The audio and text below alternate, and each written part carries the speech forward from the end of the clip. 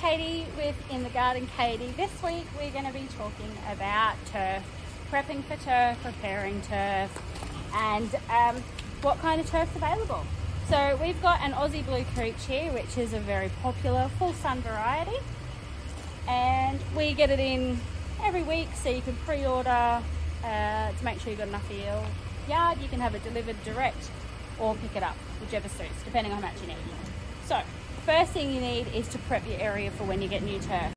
So make sure you've got a nice decent soil, and usually I say minimum 50 to 100 mil thick is plenty, depending if you want to add extra oomph to your soil.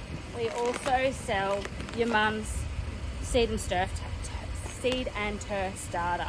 So I've used this at home because I'm impatient and I've got dogs and kids and I want my grass to grow fast and as quick as possible, because generally you leave things to the last minute when you've got parties, Christmas is coming up, you've got all those lawn repairs you want done, so that just helps kick things along.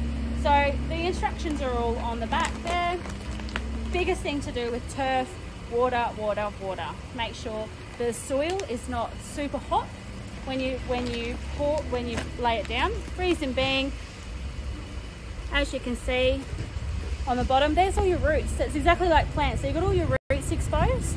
If you're putting that on to hot dirt, you're going to cook your roots, you're going to burn it, and you're going to stress the turf from the very beginning. So make sure that the soil is at least cool, or if not damp, before you lay it down.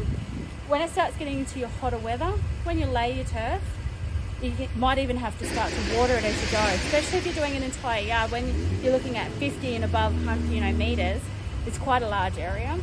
You might think you do it quite quickly, but you'd be surprised. It takes quite a lot of time cutting pieces to fit certain areas. So if you have the chance to have a second person there, one continues laying while one waters at the same time following. Just makes the life a bit easier. Make sure you continue watering daily for the first couple of weeks until it really takes hold, settles down. One of the other things you can do, usually don't need to do it for quite some time, but if you feel it's starting to get a bit sparse and you start to notice a few divots and things like that, is you can top dress. So our top dress is a nice sand and chalk manure mix, so a bit of a sandy loam. Really easy. You can spread it however you like. There are saw spreaders and things you can use. I just tend to do it by hand. When you spread it out, it's really important to make sure all the blades of the grass is out. So when you're spreading it, it doesn't have to be an exact science, but you can get like a plastic rake to help rake it through. Make sure all the tops of the grass are poking out, because if you start to bury your grass, you start to kill it. All your grass blades need to see sunlight, water, etc. to continue to grow.